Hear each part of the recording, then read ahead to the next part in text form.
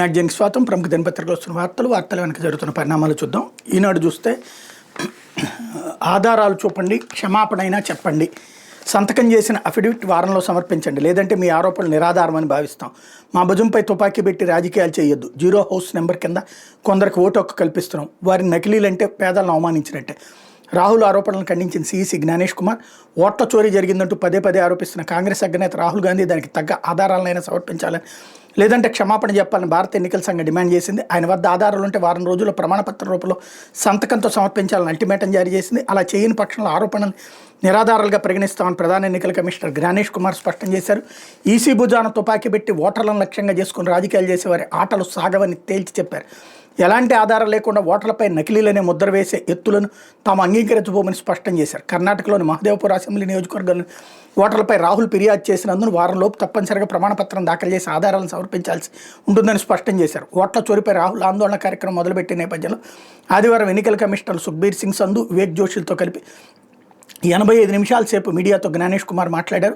బీహార్లో ప్రత్యేక సమగ్ర సవరణ కింద ప్రాథమిక ఓటర్ల జాబితాని బూత్ స్థాయి అధికారులు, రాజకీయ పార్టీల ఏజెంట్లు, సర్పంచ్ సమక్షంలో తయారు చేసి వాళ్ళందరి సంతకాలు, వీడియో సాక్ష్యాలు ఉన్నాయి. ఏమైనా తప్పులుంటే ఫిర్యాదు చేయడానికి సెప్టెంబర్ వరకు సమయం ఇచ్చామన్నటువంటి విషయాన్ని గుర్తు చేశారు. మరొకవైపున బీజేపీని అఫిడవిట్ అడగలేదేం అంటూ రాహుల్ గాంధీ స్టేట్మెంట్. ఎన్నికల సంఘంపై మీడియా ఎదుటి తాను చేసిన ఆరోపణలకు అఫిడవిట్ అడిగారని అనురాగ్ ఠాకూర్ వంటి బీజేపీ నేతలు అదే మాట్లాడిన ఈసీ పట్టించుకోలేదని కాంగ్రెస్ అగ్రనేత, లోక్సభ విపక్ష నేత రాహుల్ గాంధీ నిలదీశారు.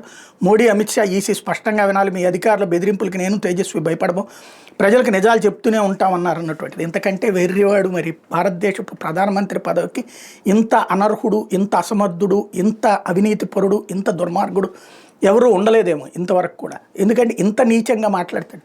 అక్కడ కంప్లైంట్ చేసింది నువ్వు, అనురాగ్ ఠాకూర్ అదేది సాక్ష్యాలు చూపెట్టమంటే దానికి అఫిడవిట్ అడుగుతారా?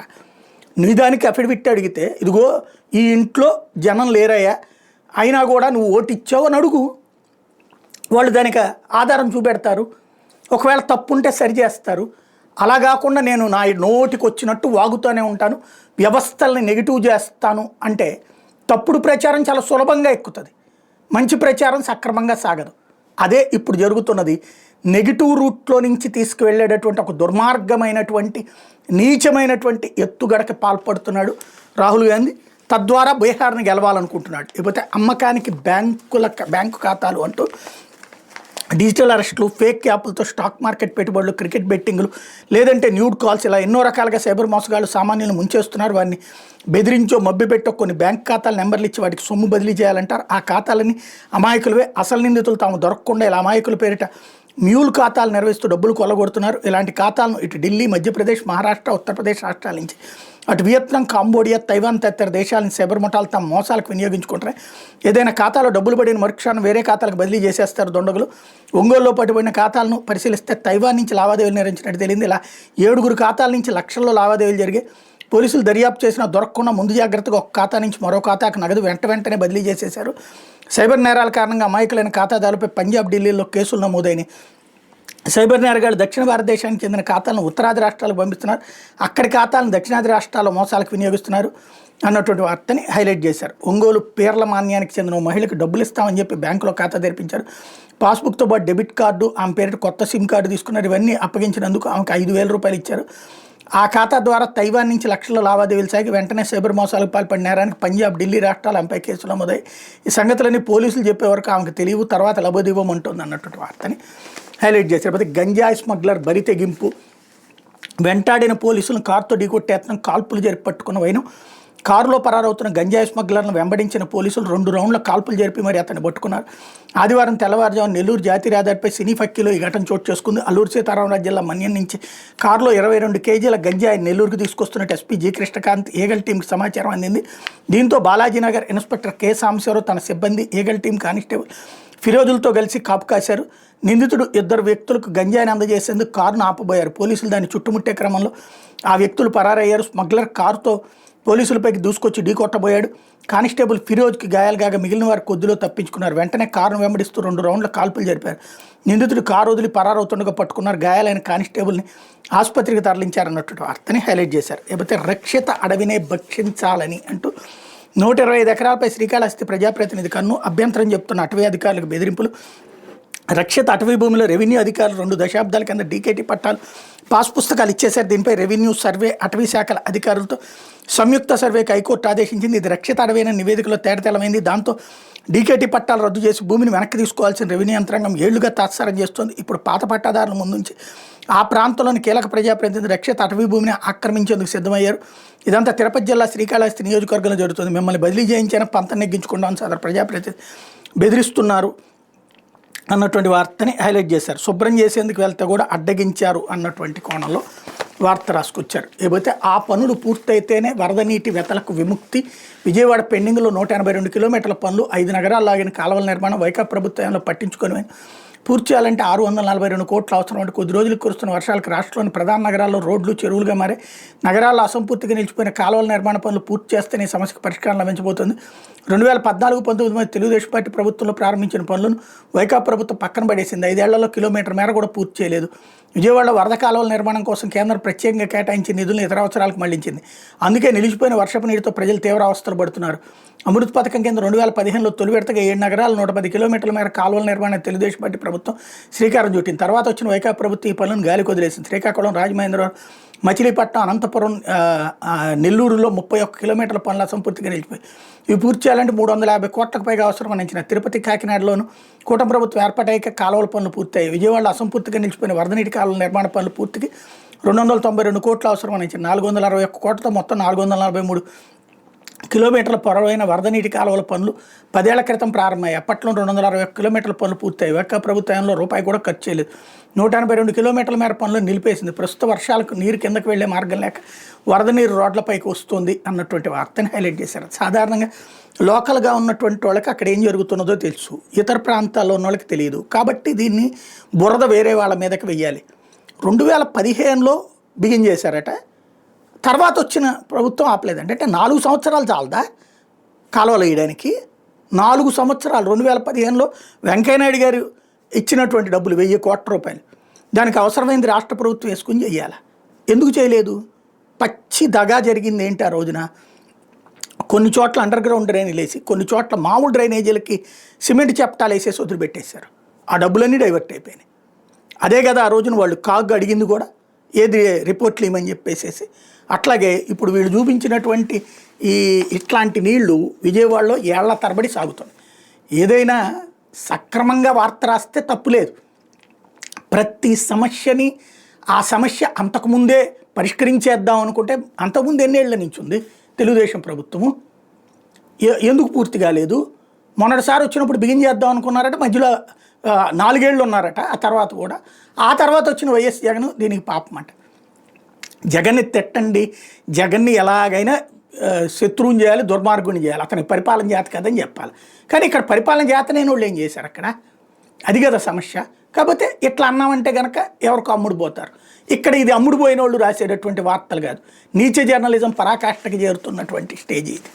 లేకపోతే సాక్షి ఛానల్, సుమన్ టీవీల్లో తప్పుడు ప్రసారాలు, వదంతులు, నిరాధార కథనాలతో ప్రజల్లో భయాందోళనలు, జలవనరుల శాఖ ఫిర్యాదుతో 2 వేర్వేరు కేసులు నమోదు, అమరావతిని లేపడానికి పొన్నూరు ముంచేశారంటూ సాక్షి టీవీ ఛానల్ విరిగిపోయిన ప్రకాశం బ్యారేజ్ 67వ గేటు, భారీ వరదకు విజయవాడ మునిగేలా ఉందంటూ సుమన్ టీవీ తప్పుడు కథనాలు దుష్ప్రచారం చేయడంపై పోలీసులు ఆదివారం 2 కేసులు నమోదు చేశారు. తప్పుడు సమాచారాన్ని వ్యాప్తి చేయడం, వదంతులతో భయాందోళన సృష్టించిన తదితర అభియోగాలపై తాడేపల్లి, విజయవాడ 1 టౌన్ పోలీస్ స్టేషన్లో జలవనరుల శాఖ ఫిర్యాదులతో కేసులు పెట్టారు. రియల్ ఎస్టేట్ మాయలో పడి కళ్ళు మూసుకుపోయిన ప్రభుత్వం అమరావతిని బలి తీసుకోవడం కోసం కొండవీటి వాగు వరద నీటిని కృష్ణా, గుంటూరు, అప్పాపురం ఛానళ్లకు మళ్లించి పొన్నూరులోని పొలాల ముంపు కారణమైంది. దీనివల్ల రైతులు తీవ్రంగా నష్టపోయారు. అమరావతిని లేపడానికి పొన్నూరును ముంచేశారంటే సాక్షి ఛానల్లో ఈ నెల 16న ఒక కథనం ప్రసారం చేశారు. పొన్నూరు వైకాపా నేత అంబటి మురళీకృష్ణ ఇవే ఆరోపణలు చేయగా వాటిని సాక్షి వెబ్సైట్లో ప్రచురించారు. అమరావతిపై దుష్ప్రచారం కోసం ఇలా చేశారని గుర్తించిన జలవనరుల శాఖ అధికారులు పోలీసులు ఫిర్యాదు చేశారు. కొండవీటి వాగు నుంచి వరద నీటిని గుంటూరు ఛానల్లోకి అసలు వదలలేదు. భారీ వరదల కారణంగా ఆ ఛానల్ గేట్లను మూసేశాం. కొండవీటి వాగు వరద నీటిని నెల 13 నుంచి కృష్ణానదిలోకి ఎత్తిపోస్తున్నాం. భారీ వర్షం వల్ల డ్రైన్లోకి నీళ్లే పొలాల్లోకి చేరే, కానీ ప్రజలను తప్పుదోవ పట్టించేలా సాక్షి ఛానల్ నిరాధార కథనం ప్రసారం చేశారంటూ గుంటూరు ఛానల్ ఏఈ అవినాష్ ఫిర్యాదు చేయగా కేసు నమోదైంది. మరోవైపున విరిగిపోయిన ప్రకాశం బ్యారేజ్ 67వ గేటు, భారీ వరదకు విజయవాడ మునిగేలా ఉందంటూ సుమన్ టీవీ ఛానల్ ఫేస్బుక్ పేజీలో ఈ నెల 15 నిరాధార సమాచారంతో ఓ పోస్ట్ పెట్టారు. దాన్ని పలువురు సామాజిక మాధ్యమాల్లో షేర్ చేస్తూ ప్రజలను భయాందోళనకు గురి చేశారు. భాస్కర్ రెడ్డి ఏలా చికాగో బాచీ పేరుతో ఉన్న ఎక్స్ ఖాతా ద్వారా దుష్ప్రచారం చేశారు. ప్రకాశం బ్యారేజీ గేటుకు మరమ్మతులు గ్రీజు కూడా పెట్టలేని కూటమి ప్రభుత్వం ప్రాజెక్టులు గడుతుందని పేర్కొన్నారు. వాస్తవంగా 67వ నెంబర్ గేటు సురక్షితంగానే ఉంది. ఈ నేపథ్యంలో ఆనకట్ట సూపరింటెండెంట్ యు సత్యరాజేష్ ఫిర్యాదు మేరకు విజయవాడ 1 టౌన్లో కేసు నమోదైంది అన్నటువంటి వార్తని హైలైట్ చేశారు. వాస్తవంగా మధ్యలో గేటు దెబ్బతిన్నా ఏం కాదు, నీళ్లు కిందకి వెళ్తాయి తప్పించి ఊరు మునిగే అంత సీన్ ఏమి ఉండదు.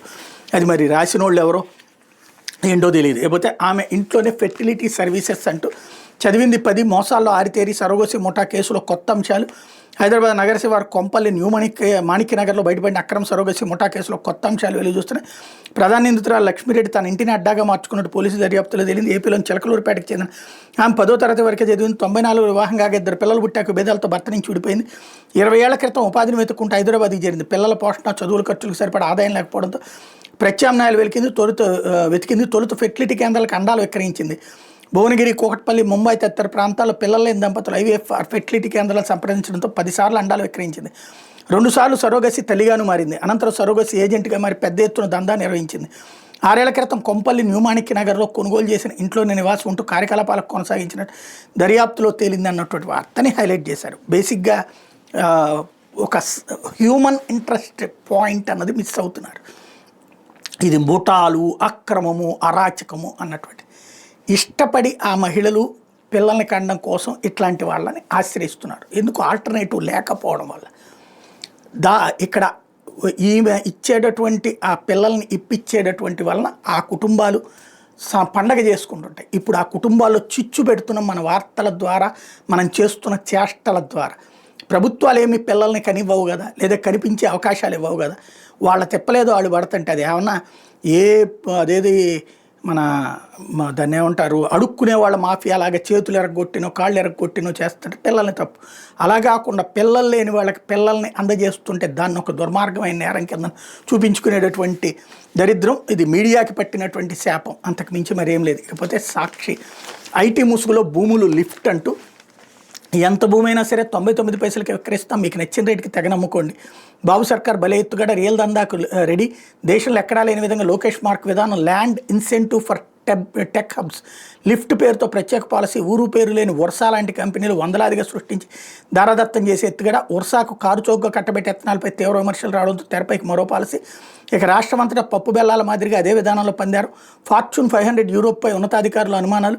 ఆ ఇండెక్స్లో స్విట్జర్లాండ్కి చెందిన 36కి పైగా కంపెనీలు. అసలు ఐటీ కంపెనీలు ఎక్కడ అంటూ ఏ ప్రభుత్వమైనా ఒక కంపెనీకి ఉదారంగా భూములు ఇవ్వాలంటే ముందుగా దాని ట్రాక్ రికార్డు చూస్తుంది. కంపెనీ శక్తి సామర్థ్యాలు ఏమిటి, ఎంతమందికి ఉపాధి కల్పిస్తుంది, రాష్ట్రానికి పారదర్శకంగా ఎన్ని పెట్టుబడులు వస్తాయో చూస్తుంది. అంతటా నిబంధనల ప్రకారమే వ్యవహరిస్తుంది. కానీ ఇలాంటివేమీ పట్టించుకోకుండా పప్పు బెల్లాల మాదిరిగా భూముల పందేరానికి టీడీపీ కుటుంబ సర్కార్ సిద్ధమైంది. ఐటీ కంపెనీల ముసుగులో రియల్ ఎస్టేట్ వ్యాపారం దారితీసింది.